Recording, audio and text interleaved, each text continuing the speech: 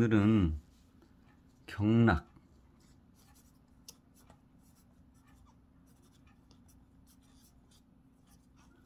명칭이 어떻게 됐고, 또 육경 명칭이라는 게 있어요. 육경 6개의 그 경로의 병증이다, 이런 거를 설명을 해 드릴 텐데, 우선 경락의 명칭과 육경에 대한 어떤 그 병증에 대해서 설명할 텐데, 이것이 육경의 병증은 우리가 한의학적으로 상한론과 연계가 돼요. 상한론과 연계가 됩니다. 자, 그러면 2강에서 아마 4강까지 제가 설명을 했을 때 괴상을 설명을 해드렸을 거예요. 두 개는 음이라고 했죠. 하나는 이렇게 양이라고 이렇게 말씀을 드렸었어요. 그리고 천지인사상 상중하에서 가운데도 음이 있고 하에도 아래에도 음이 있다. 양도 마찬가지죠.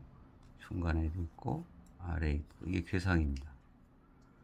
그래서 제일 위에 있는 거를 태음이다.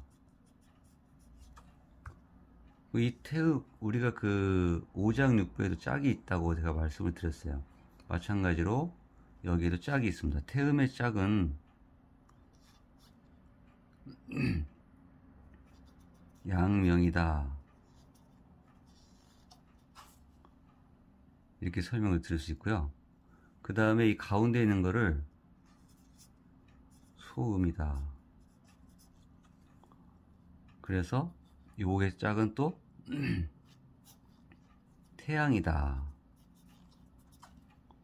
이렇게 설명을 드릴 수 있고요. 그 다음에 밑에는 거름. 이제 거름에 대한 관련 것은 나중에 또 강론을 할 때 자세히 설명해 드리겠습니다. 거름의 또 짝은 소양이다. 그래서 태음과 양명, 소음하면 태양, 거름이면 소양, 이거를 꼭 기억을 하세요. 그건 나중에 왜 그렇게 되는지를 또 설명을 해 드릴 텐데, 태음은 습의 성질을 가지고 있어요. 그래서 태음습토다. 습이 많은 거를 주관하는 괴상이라는 거죠. 그 다음에 요거의 짝은 양명조금이라고 하는 게 있어요. 말을 쫓아 양명조금. 그래서 마른 게 습하면 말린다, 마르면 습해져야 된다. 그래서 제가 서로 상보적인 작용을 하기 때문에 짝이다, 이렇게 설명을 해드리는 거예요. 소음 군화다, 소음 군화라고 해요. 요 짝에 태양 한수, 이게 무슨 말이냐면요, 이 화에, 군화의 이 몸에 일어나는 군화의 그 화의 에너지를 차가운 물로 보조해주는. 그래서 너무 화가 많다 그러면 차가운 한수가 흘러야 되고, 너무 차갑다 하면 소음 군화가 또 대신해주고, 그래서 상보적인 평형 감각을 가지고 있다는 뜻입니다.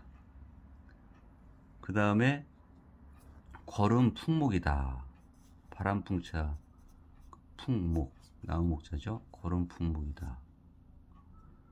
요거의 짝은 소양 상화다. 예전에 이제 그 설명을 할 때 거름 풍목에 대한 그것은 짝이라고 했는데 바람이라는 뜻이잖아요. 그래서 이것은 들어간다, 소양상화는 나간다, 출입의 관계입니다. 그래서 나가는 것이 있으면, 들어가는 것이 있으면 나가고, 나가 있으면 들어오고, 상부적인 작용이다. 그래서 짝을 이루고 있습니다. 그런데 이게 예전에 그 괴상으로는 위에 있는 거를 택계라고 했고, 가운데 있는 것의 변화를 리께라고 그랬어요. 그 다음에 이것은 손괴, 이렇게 설명을 한번 해드렸을 거예요. 괴상으로. 이것은 양의 괴상의 제일 위에 있는 건 뭐라고 했죠?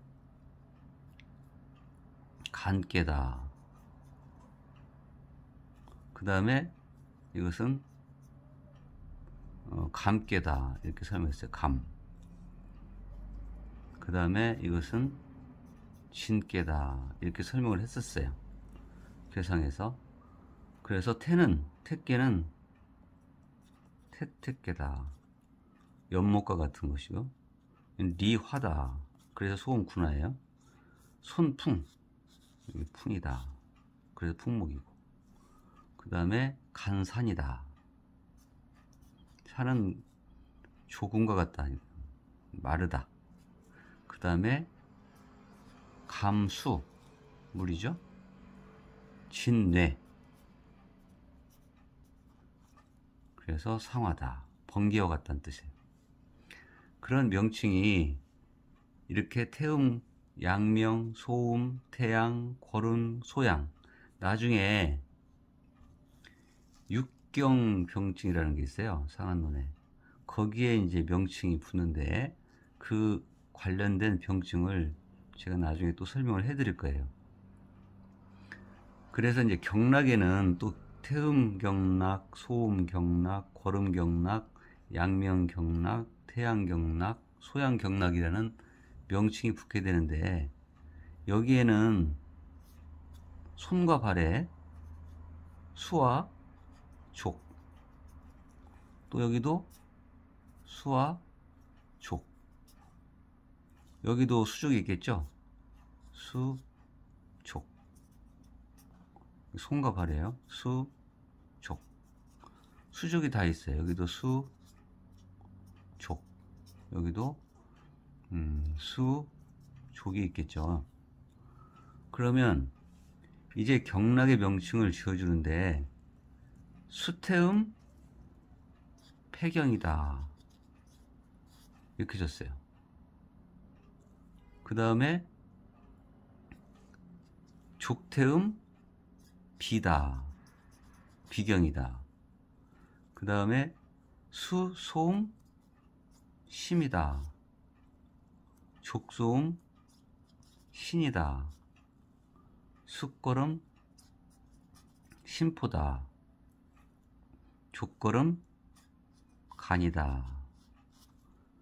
이런 경락의 명칭이 이제 소족, 상하의 개념에서 명칭을 이제 지어주게 되게 됩니다. 이 각각의 그 경락의 특성이나 이건 또 나중에 하나하나 설명을 드릴 거예요. 강론에서. 그 다음에 수양명 대장이다,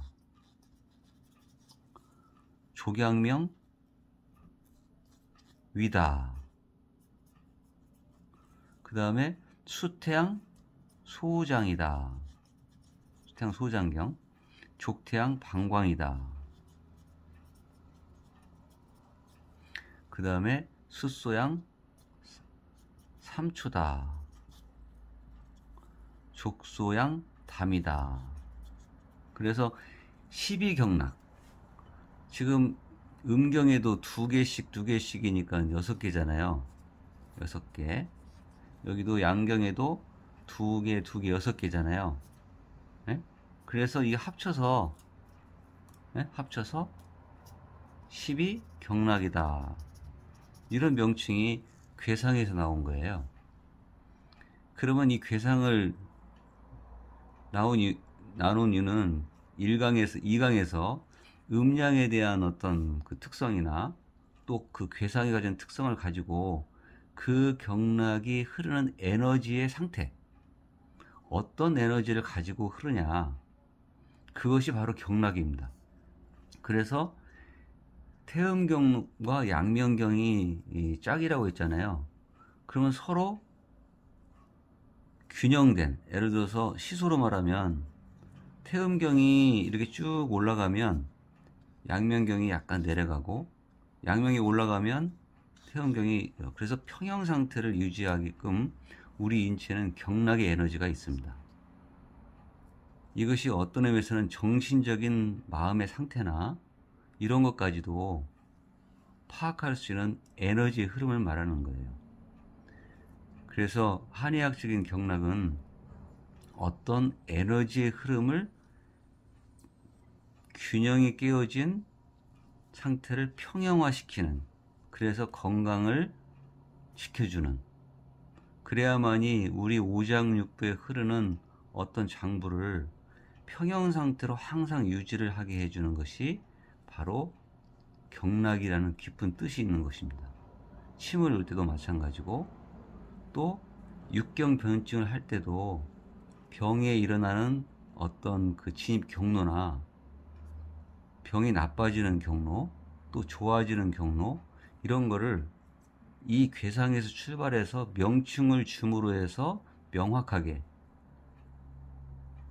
기술되어 있어요. 그리고 그걸로 인해서 한의학이 발전하게 되는데, 처방도 거기에 준해서 우리가 한약을 처방하고, 또 그 한약을 처방을 구성해서 가감을 하고 넣고 빼고, 그래서 환자를 치료할 때 10사람이 오면 처방 10사람이 다 틀려요.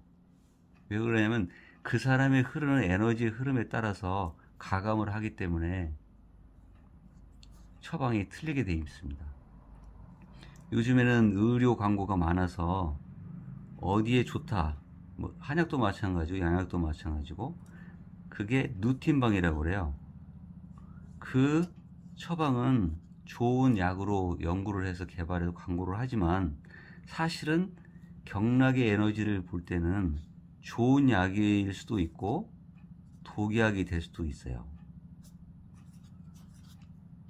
그거를 나중에 이 경락에 아까 습한지 마른지 화가 있는지 차가운지, 또 그 들어가는지 나가는지에 대한 어떤 작용에 대한 기전을 하면 정말 이 광고를 보고 그 약을 섭취하기가 어려운 거예요.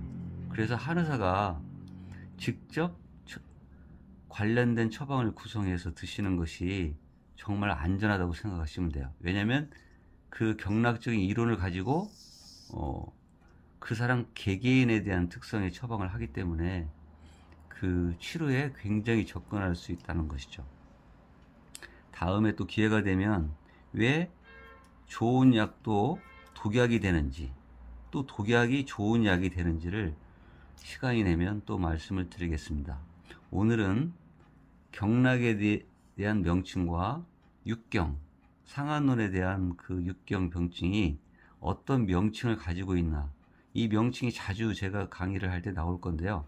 그 강의 내용에 대한 그 명칭을 개론적으로 설명을 해드렸습니다. 다음엔 또 더 자세하게 강론에 들어갈 때 설명을 해드리겠습니다.